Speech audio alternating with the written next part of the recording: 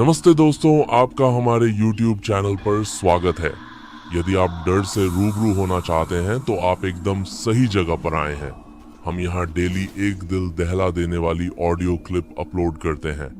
अगर आपको ये ऑडियो क्लिप अच्छी लगे तो कृपया चैनल सब्सक्राइब करें। आपके एक सब्सक्राइब से हमें प्रेरणा मिलती है। तो चलिए शुरू करते हैं आज की यह डरावनी ऑडियो क्लिप। एक जिन रेगिस्तान के अंतहीन टीलों से तपता सूरज रेगिस्तान पर चमक रहा था। एक अकेली कार विशालता के सामने एक बिंदु मात्र धूल का गुबार उड़ाती हुई ऊबड़ खाबड़ रास्ते पर चल रही थी। अंदर यूसुफ परिवार, मुस्लिम धर्मपरायणता की एक तस्वीर एक शांत उत्साह से भरा हुआ था जिसे भीषण गर्मी भी कम नहीं कर पा रही थी। बाबा, क्या हम पहुंच गए? 6 साल की आयशा ने पिछली सीट से चहकते हुए कहा। उसकी आवाज कार के एयर कंडीशनिंग से दबी हुई थी। उसका बड़ा भाई उमर 12 साल का और लगातार अपने फोन में डूबा हुआ बिना देखे ही गुर्राया। जल्द ही हबीबी, उनके पिता तारिक ने जवाब दिया। एक ऐसा व्यक्ति जिसकी दाढ़ी उतनी ही करीने से छंटी हुई थी जितनी उसका ईमान अटल था। अल नादिर गांव तक बस थोड़ा और, इंशाल्लाह हम असर की नमाज से पहले वहां पहुंच जाएंगे। उनकी पत्नी जारा, एक शांत और सशक्त महिला, शांति से मुस्कुराई। कल्पना करो, शहर के शोरगुल से दूर ईद शांति से मनाना, बस हम और रेगिस्तानी हवा की फुसफुसाहट। उनका गंतव्य एक प्राचीन हवेली थी। गेरुए पत्थर का एक विशाल महल जो सदियों से खड़ा था। उसकी दीवारें अनगिनत रेत के तूफानों और भूली हुई कहानियों के निशान लिए हुए थीं। तारिक को ये एक दूर के रिश्तेदार, एक एकांतवासी विद्वान से विरासत में मिला था और उसने फैसला किया कि यह ईद उल अजहा के लिए एकदम सही जगह है। उन्होंने प्रार्थना, शांत चिंतन और अपने परिवार के साथ समय बिताने के दिनों की कल्पना की थी, शहरी जीवन के लगातार व्यवधानों से दूर। जैसे ही वे अल नादिर के पास पहुंचे, गांव एक मृगतृष्णा की तरह चमकती धुंध से उभरा। मिट्टी आइंट के घर एक साथ सघन थे और हवा, हालांकि अभी भी गर्म थी, भारी महसूस हो रही थी। धूल और कुछ प्राचीन और अप्रभाषित की गंध से लदी हुई थी। हवेली गांव के किनारे पर खड़ी थी, जलते हुए आकाश के खिलाफ एक शांत प्रहरी। उसके भव्य नक्काशीदार लकड़ी के दरवाजे फीके और जीर्ण शीर्ण बीते युगों के रहस्य फुसफुसाते हुए लग रहे थे। अंदर हवेली शांत, गूंजने वाले कक्षों, जटिल टाइल के काम और शांत आंगनों की एक भूल भुलैया थी। अपनी उम्र के बावजूद इसमें एक निश्चित गंभीर सुंदरता थी।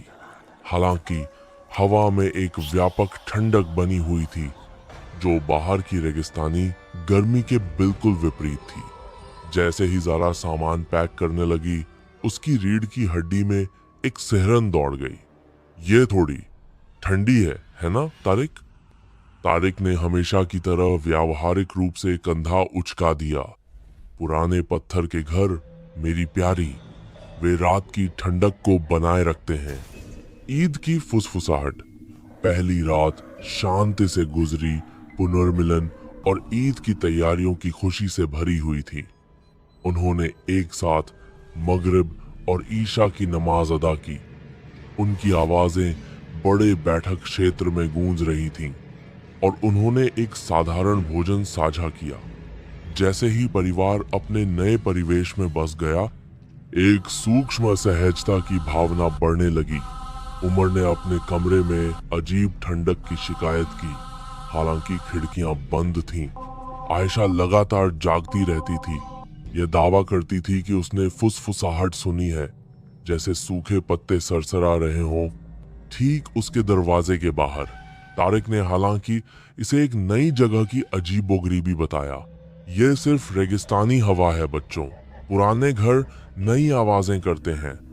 ईद उल अजहा का दिन था, एक अत्यधिक आध्यात्मिक महत्व का दिन। परिवार फजर की नमाज के लिए जल्दी उठा। जैसे ही तारिक ने नमाज अदा की, फर्श पर एक हल्की, लगभग अगोचर थरथराहट दौड़ गई। पुरानी तेल के दीपक अनियमित रूप से झिलमिलाते थे, नाचती हुई छायाएं डालते थे जो लंबी और विकृत होती हुई प्रतीत होती थीं। ज़हरा ने एक ठंडी हवा महसूस की, हालांकि सभी खिड़कियां बंद थीं, और एक हल्की तीखी गंध जैसे जले हुए चढ़ावे की हवा में फैल गई। बाद में जैसे ही वे ईद के दावत की तैयारी कर रहे थे, अजीब घटनाएं तेज हो गईं। उनके खाना पकाने की खुशबू, आमतौर पर आरामदायक, कभी कभी एक परेशान करने वाली धातु की सुगंध से बदल जाती थी। बर्तन रसोई में खड़खड़ाते थे जब उनके पास कोई नहीं था। एक भारी लकड़ी का दरवाजा लंबे समय से अप्रयुक्त धीरे धीरे खुला। एक अंधेरा बासी गलियारा प्रकट हुआ। उमर स्वभाव से साहसी कुछ कदम अंदर चला गया, केवल तुरंत पीछे हटने के लिए। बाबा, वहां बहुत ठंड है और मुझे लगता है कि मैंने परछाइयों में कुछ हिलता हुआ देखा। तारिक हालांकि घबराया हुआ था, अपनी कंपोजर बनाए रखने की कोशिश की। यह सिर्फ एक पुराना घर चालें चल रहा है बेटा, चलो ईद पर ध्यान दें। उसने दरवाजा मजबूती से बंद कर दिया, लेकिन लिंगरिंग अनीज स्पष्ट थी। उस शाम विशेष ईद की नमाज के दौरान हवा भारी, लगभग दम घुटने वाली हो गई। एक नीची कर्कश गुर्राहट हवेली की दीवारों से ही निकलती हुई प्रतीत होती थी। उनकी मोमबत्तियों की लपटें असंभव रूप से लंबी हो गईं, फिर एक नरम पॉप के साथ खुद ही बुझ गईं।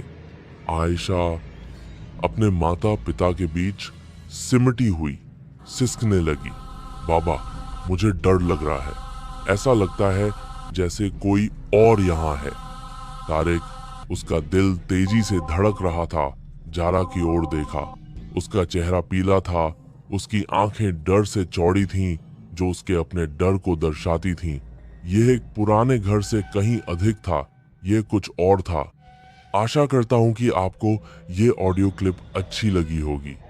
अगर अच्छी लगी तो कृपया चैनल सब्सक्राइब करें। मिलते हैं इस कहानी के अगले भाग में। धन्यवाद।